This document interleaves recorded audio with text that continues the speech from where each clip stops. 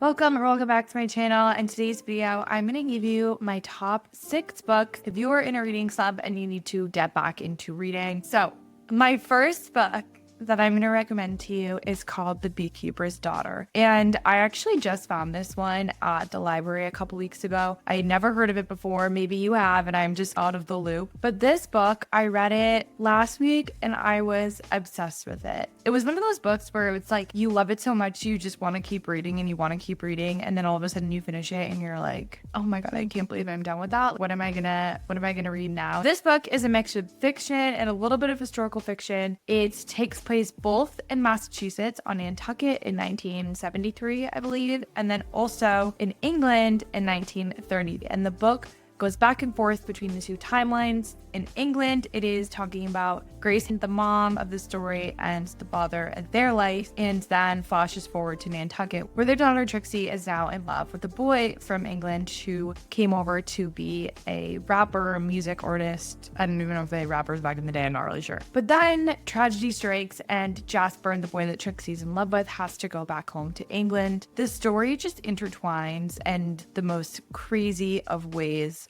Something that I would have never expected. It's a family rocked by tragedy, by love, and ultimately there's a big secret that intertwined the mother's life when she lived in England and her daughter's life who grew up on Nantucket. And it's heartbreaking, but also just so well done. I love this book for a couple reasons. I am a sucker for scenery. So if there is a book being written on the island of Nantucket, I will of course pick it up. And also, I feel like the balance between the scenery in England and the scenery in Nantucket was just fantastic. So no matter where the story took place, it was so beautiful and fun to read. I also just loved the characters in this book. The mom specifically was my favorite. I thought her character development was phenomenal, and she just seems like a really kind-hearted, genuine soul. And like I said, the narrative and the intertwining of the two from like literally 40 years apart is so well done. It is so entertaining. Like, you know that they're gonna have linkage, but you don't know how or don't know when. The plot is really amazing and really well done. This book also explores the relationship of the mother, Grace, and the daughter, Trixie, and ultimately, and how they have so much more in common than they actually think. This book was so good, I recommended it to my mom, and now she's actually reading it. So definitely put this on your TBR, this daughter. Okay, next up, this book,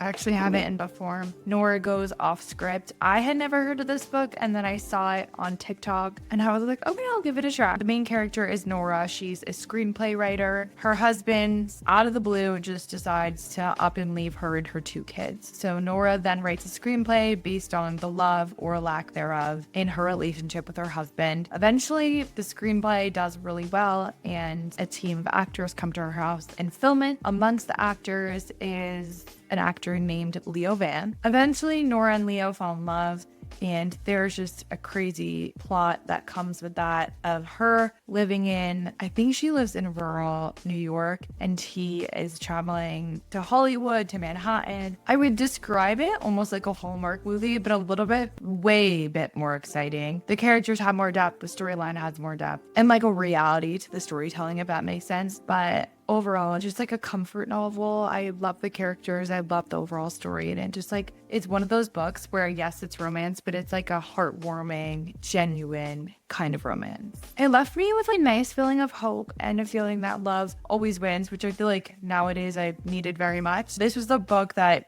brought me out of my reading rut. It was a very easy read, but also a very heartwarming and gentle and exciting read. Okay, my next book is also a book that I found on BookTok. You might be familiar with it. I feel like it is so extremely popular. Just for the Summer by Abby Jimenez. I hope I'm not butchering her last name. This book is like a slow burn rom-com. It takes place mostly in Minnesota, and the main characters are Justin and Emma. And the story starts off with Justin posting, I believe, on a Reddit thread saying that he is the boy before his partner, whoever he's dating, gets married and finds their one true love. Emma finds this Reddit thread, responds to Justin because she, in fact, has the same problem. So they come up with a plan that they are going to date each other in hopes that they can break one another's curse. It doesn't quite work out like that. Like I said, this book was all over my BookTok. I was a little skeptical of it at first because just by the recommendations I just gave you, I am not huge into the whole romance novel lore. I love a good romance plot, but it has to be like a subplot, if that makes sense. Like there has to be more going on in the novel for me to like really enjoy it. However, I do fully believe that if you are needing a book to get back into the swing of reading, any sort of romance is just so easy and heartwarming to read. So that's why I give you a lot of these recommendations, but I digress. I was proven wrong by this book because there is so much more depth that comes to this like romance and relationship than just like meeting each other online and falling in love. This book, it was so funny, and there were moments in this book where I was like laughing and thought the characters were so relatable, and then there were also moments where I was like crying, which I usually don't get that. I feel like emotionally invested, but it was so well written. I love one of the main characters is such a complicated character, and I feel like as a woman, I was able to relate to her with emotional baggage and things she's faced in her past. She also didn't have the best childhood growing up. The book really gets into that, and eventually her mother, who has just left her in the dust, turns up out of nowhere, and so there's so many other elements of the novel that come together. I feel like it's a story of right person, wrong time, and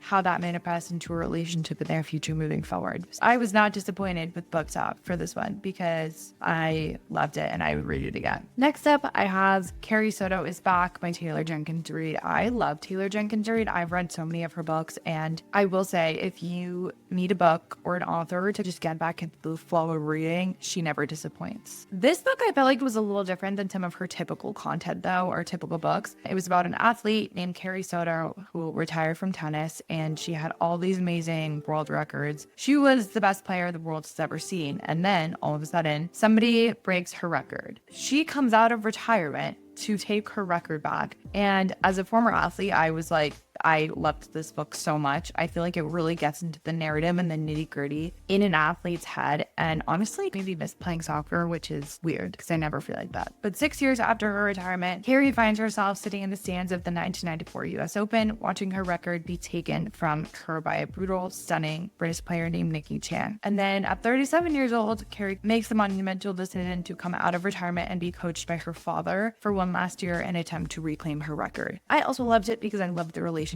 of the father being her coach and her as an athlete being so successful. So I think if you have any interest in sports, if you loved any of Taylor Jenkins Reid's novels in the past, I would definitely recommend this one. Next up, I know I talked about this in my other video, but one of my favorite authors is Hillsbrand. She writes a ton of books based on Nantucket and off the shore of Massachusetts.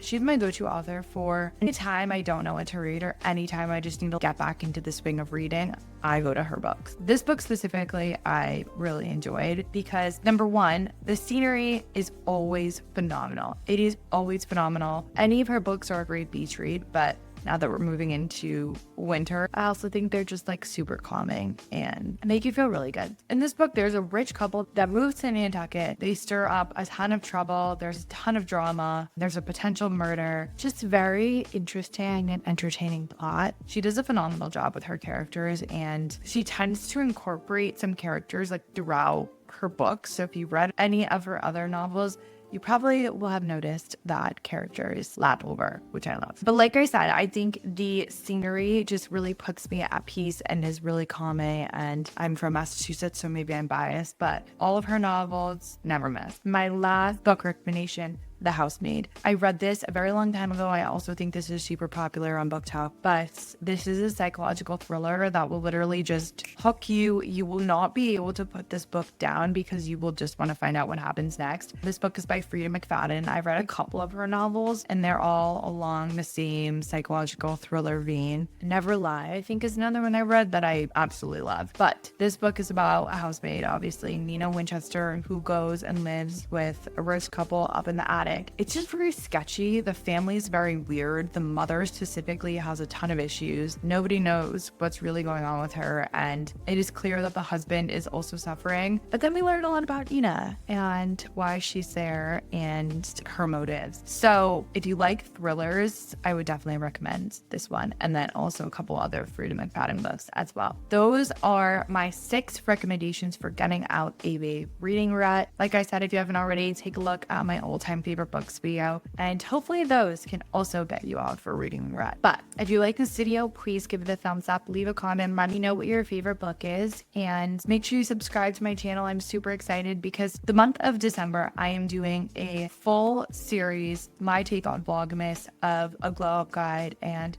how to become the best version of yourself before 2025. So I will be posting a video every single day from December 1st to December 24th. So stay tuned, make sure you subscribe to my channel, turn on my post notifications so you don't miss any of that. But I love you. Thank you for being here, and thank you for spending time with me. I will see you in my next video.